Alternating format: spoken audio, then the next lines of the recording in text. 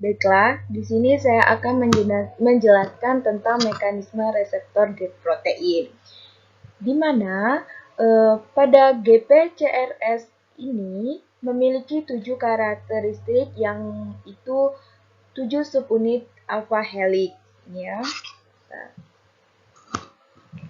Ini dikenal sebagai 7 karakteristik subunit alpha helix, di mana pada bagian ini merupakan tempat atau proses reseptor G protein nanti akan melewati dari 7 karakteristik ini tersebut, di mana protein yang berhubungan dengan GPCRS adalah protein heteromerik, artinya mereka memiliki 3 subunit yang berbeda. Subunit yang pertama itu dikenal sebagai subunit alfa. Yang kedua yaitu dikenal sebagai subunit beta, ini dia. Dan yang ketiga itu disebut dengan subunit gamma. Nah, tiga-tiga ini merupakan G protein. Baiklah, masuk ke mekanisme reseptor G protein. Yang pada proses pertama yaitu ketika tidak ada stimulus, reseptor dan G protein inaktif dan terpisah. Nah, pada proses kedua ini, di mana ketika sinyal ekstraseluler terikat dengan reseptor, terjadi perubahan konfirmasi pada reseptor G protein terikat dengan reseptor. Terlihat di sini bahwasanya G protein ini terikat dengan dari 7 karakteristik ini reseptornya, ya. Di mana lignan itu akan berikatan dengan GPCRS. Nah, pada proses ketiga yaitu terjadinya perubahan pada subunit alfa menyebabkan GDP diganti oleh GTP. Karena GTP berikatan dengan sub alfa ini akan menyebabkan subunit alfa terdisosiasi dan menjauh dari subunit beta dan gamma.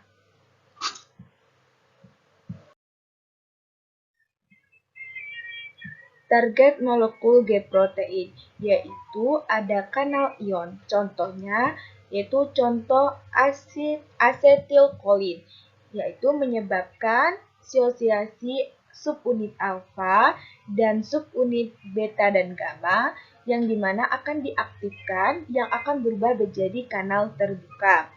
Kedua, ada enzim yang terikat pada membran plasma. Nah, apa saja itu? Contohnya ada adenin siklase. Adenin siklase ini akan merubah ATP dan memproduksi menjadi CAMP. Yang kedua ada fosfolipase, yaitu akan merubah isotilofosfolipid menjadi satu inositol trifosfat berfungsi membuka kanal Ca2+ pada membran Re, sehingga terjadi peningkatan konsentrasi ion Ca2+ di sitoplasma. Yang kedua yaitu ada DAG akan mengaktifasi protein kinase C untuk variasi reseptor.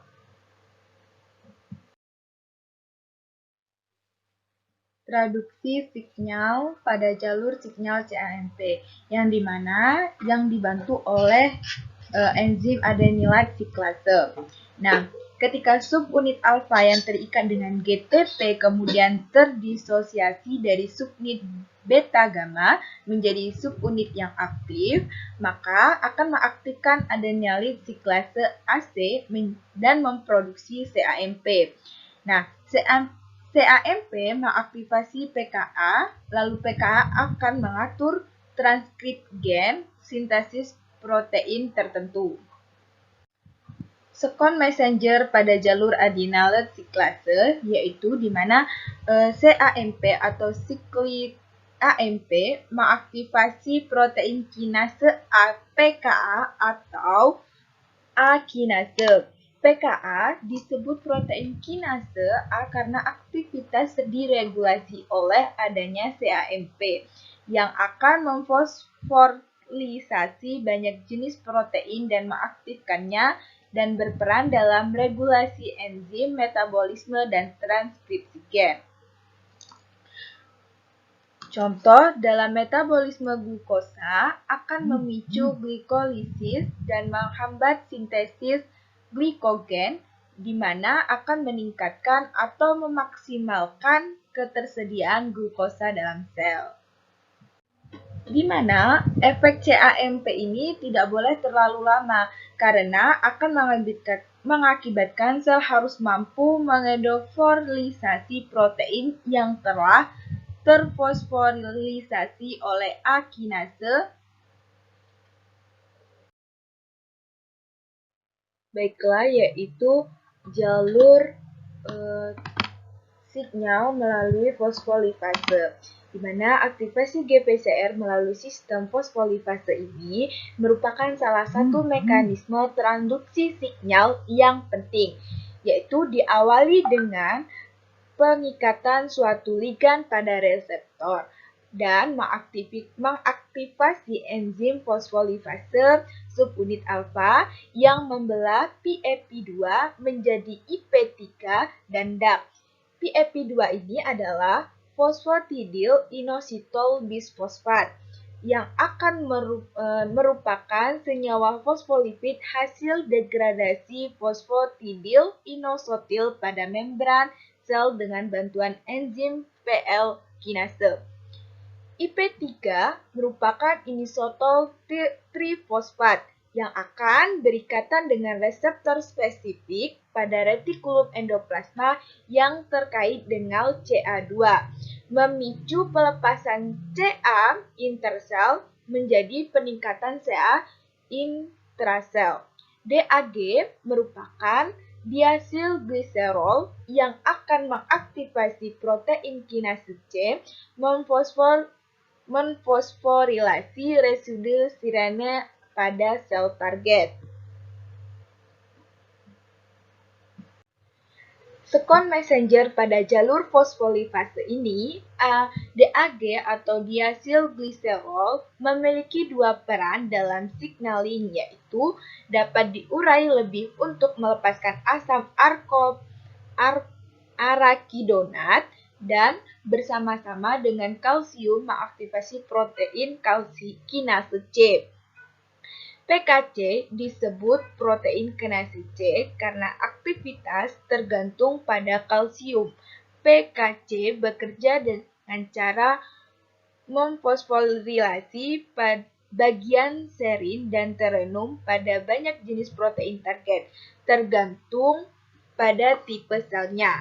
Yang akan aktivasi PKC juga dapat meningkatkan transkripsi gen tertentu. Lalu dibantu oleh enzim kalsium, Ca+ merupakan sekon messenger yang sangat banyak digunakan berbagai fungsi sel. Konsentrasi Ca+ dalam sitosol sangat kecil, 10-20 nm, di ekstrasel sebesar 1-2 mm. Di dalam sel, Ca+ tersimpan di dalam retikulum endoplasma pada sel saraf atau retikulum sarkoplasma pada sel otot. Nah, Ca+ ini di retikulum dilepaskan jika terjadi ikatan antara IP3 dengan IP3- gated Ca+ channel. Kanal akan membuka.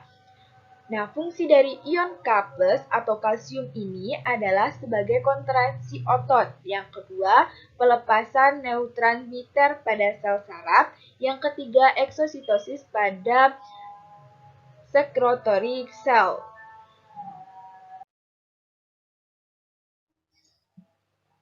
Contoh reseptor G protein. Yang pertama ada reseptor angiostensin, yang kedua ada reseptor asetilkolin muskarinik, yang ketiga ada reseptor adrenergik, dan yang keempat ada reseptor dopamin.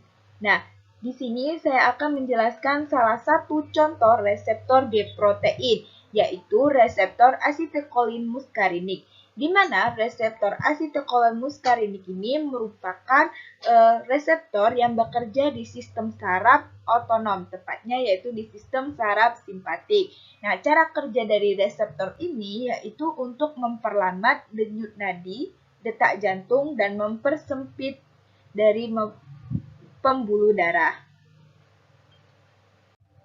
Reseptor ini memiliki 5 subunit, yaitu subunit M1, M2, M3, M4, dan M5. Nah, ada reseptor muskarinik M3, itu fungsinya yaitu aktivasi reseptor ini mengaktifkan sistem fosfolipase C yang akan memobilisasi kalsium sehingga berperan dalam kontraksi otot. Nah, contoh penyakitnya itu asma, PPOK. Nah, contoh obatnya ada ipratropium bromide. Sekian dari penjelasan dari saya.